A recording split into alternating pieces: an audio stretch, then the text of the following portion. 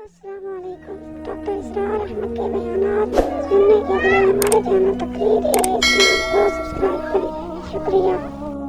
کوئی وطن پرست ہے، وطن کی محبت کی وجہ سے کوئی نیک کام کر رہا ہے، اس کا وہ کام وطن پرستی کے کھاتے میں جائے گا، خدا پرستی کے کھاتے میں نہیں جائے گا۔ کوئی قوم پرست ہے، اپنے قوم کی محبت میں کچھ کر رہا ہے، تو اس کا وہ نیک کام قوم پرستی کے کھاتے میں جمع ہوگا، خدا کی پرستش کے لیے نہیں۔ یہ ہے موٹیو کا فرق، اور یہ ہے موٹیو کی اہمیت، اور اس کا تعلق ہے ایمان باللہ اور ایمان بالآخرہ سے۔ ایک حدیث میں حضور نے فرمایا کہ قیامت کے دن سب سے پہلے 3 اشخاص کا معاملہ پیش ہوگا۔ ایک وہ تھا کہ جو اللہ کی راہ میں جنگ کرتا ہوا مارا گیا تھا، دنیا میں شہید سمجھا جا رہا تھا۔ ایک وہ تھا جسے اللہ نے علم بہت دیا تھا، اور اس نے علم کو پھیلایا، خوب پھیلایا۔ اور ایک وہ جس کے پاس جس کو اللہ نے بہت دولت دی تھی، اور اس نے دولت جو ہے نیکی کے کاموں میں، بلائی کے کاموں میں، غربا، یتاما، مساکین کے لیے خرچ کیا۔ اب اللہ پوچھے گا ان شہید صاحب سے کہ دیکھو میں نے تمہیں صحت دی تھی، جسمانی قوت دی تھی، تم نے کیا کیا؟ وہ کہے گا اے اللہ میں نے تیرے لیے قتال کیا اور اپنی جان دے دی۔ اللہ فرمائے گا کذبتا، تو نے جھوٹ بولا، انک قد قاتلت لأن یقال جریء، تو نے تو یہ جنگ میں حصہ لیا تھا اس لیے کہ تیری شجاعت کا ڈنکا بج جائے، تیری جرأت کی شہرت ہو جائے۔ وقد قیلا، وہ کہا جا چکا، اب یہاں تمہارے لیے کچھ نہیں ہے۔ اور فرشتوں کو حکم ہوگا اور اوندے منہ گھسیٹتے ہوئے اس کو جہنم میں ڈال دیں۔ یہی حشر ہوگا اس عالم کا، تو نے وہ نیکی کا کام کیا تھا، لئن یقال عالم، کہا جا چکا دنیا میں، ڈنکا بج چکا تمہاری شہرت کا۔ اب اس میں نوٹ کیجئے، اگر کسی عالم کے علم کا ڈنکا بج جائے، اس کی اپنی نیت وہ نہیں تھی تو اس کے اندر کوئی خرابی نہیں ہے۔ یہاں معاملہ نیت کا ہے۔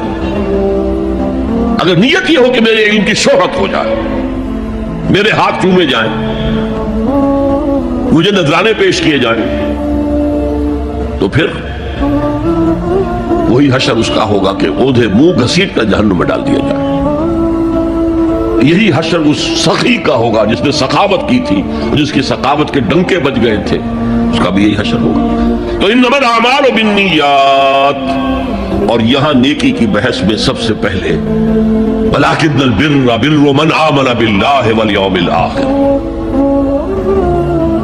اب جو والملائکۃ والکتاب والنبیین، ان تینوں کو جمع کر لیجئے، اس سے مراد ہے نبوت اور رسالت۔ ملائکہ وحی کا ذریعہ ہے جو انبیاء تک لے کر آتے رہے، اس وحی کا جو ریکارڈ مرتب ہوا وہ کتابیں ہیں، اور جن پر وہ وحی آئی وہ نبی ہے۔ ان تینوں کو جمع کر لیجئے، رسالت، ایمان باللہ، ایمان بالآخرہ، اور ایمان بالرسالت۔ اب اس کا تعلق کیا ہے نیکی کے ساتھ؟ یہ ذرا گہری بات ہے۔ دیکھیے نیکی کا جذبہ بھی، جو انسان کے پیشنز ہوتے ہیں وہ اندھے بہرے ہوتے ہیں، پیشنز، جذبات۔ نیکی بھی ایک جذبہ ہے، کبھی یہ جذبہ حد اعتدال سے تجاوز کر کے بدی بنا دیتا ہے، جیسے رہبانیت، کر کے دنیا، شادی نہیں کروں گا، گھر گھرستی کا بکھیرا مول نہیں لوں گا، بس اللہ سے لو لگاؤں گا۔ ظاہر بات ہے جس نے بھی فیصلہ کیا نیکی کے جذبے کے تحت کیا نا، لیکن اس کا جو نتیجہ نکلا اکثر و بیشتر پھر حرام کاری ہوئی۔ آپ عیسائیت کی جو ہے ہسٹری آف کرسچین موناسٹسزم، اس کا مطالعہ کیجئے، انہوں نے خود لکھا ہے کہ بظاہر راہب خانے ہیں، راہب اور راہبائیں رہتی ہیں، اور ان کے تہخانوں میں حرامی بچوں کے قبرستان ہو جاتے تھے۔ یہ نیکی کے جذبے نے بدی کو جنم دیا ہے۔ حضور کے ساتھ ایسا ہوا، 3 اشخاص آئے، انہوں نے حضور کی ازواج مطہرات سے معلوم کیا آپ رات کو کتنا وقت نماز میں لگاتے ہیں، آپ مہینے میں کتنے نفلی روزے رکھتے ہیں۔ اب जो कुछ उन्हें बताया गया, हुजूर की जिंदगी खुली किताब थी, बता दिया गया। इतना अरसा जो है आप रात को तहज्जुद पढ़ते हैं, बता दिया गया। महीने में इतने रोजे रखते, उन्होंने उसे कम समझा। फतकालूहा, कलील समझा कि ये तो ज्यादा नहीं है। हमारा तो ख्याल था कि आप सारी रात ही खड़े रहते हो।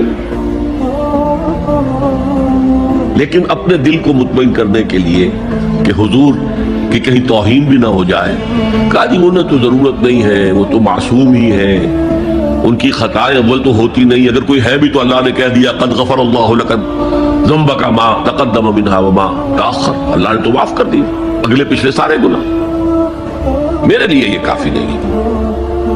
एक ने कहा मैं पूरी पूरी रात इबादत करूंगा, अपनी कब्र बिस्तर से नहीं लगा। दूसरे ने कहा कि मैं हमेशा हर रोज रोजा रखूंगा, कभी इफ्तार नहीं करूंगा। तीसरे ने कहा मैं कोई शादी ब्याह नहीं करूंगा, एक हकेर में नहीं पढ़ूंगा मैं।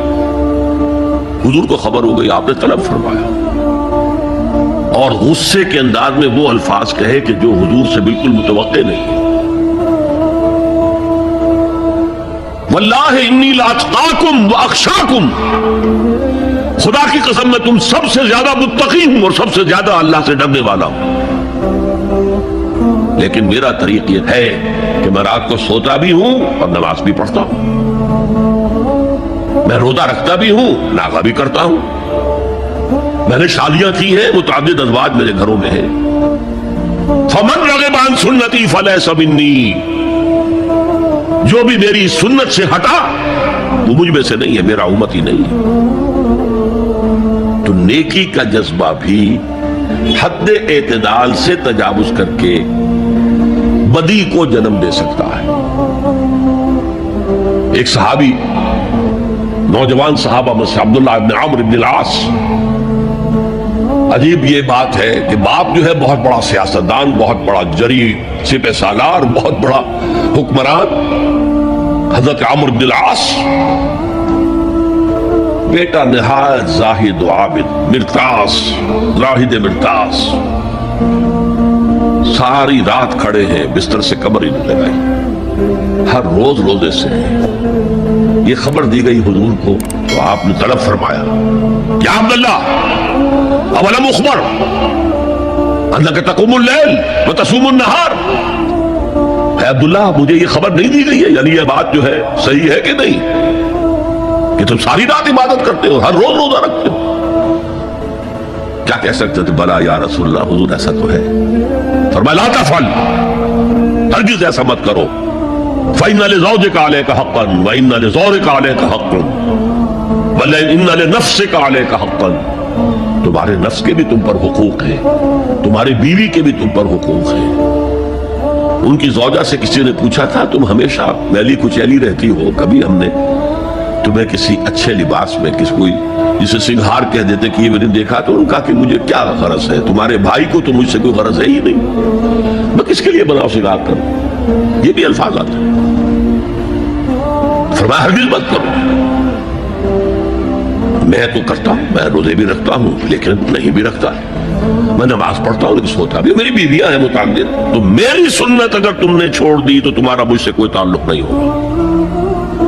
इसका मतलब क्या हुआ? तो सम अप, नेकी का एक मॉडल भी सामने रहना चाहिए जिसमें तवाजुन हो, इत्तेदाल। अंबिया वो तवाजुन पेश करते हैं अपने किरदार और शख्सियत के जरिए से। वो जो फरमाया गया लक़द कान लकुम फी रसूलिल्लाहि उस्वतुन हसना, तुम्हारे लिए अल्लाह के रसूल की शख्सियत में एक अच्छा नमूना है। ये नमूना मुअतदिल है, मुतवाज़िन है।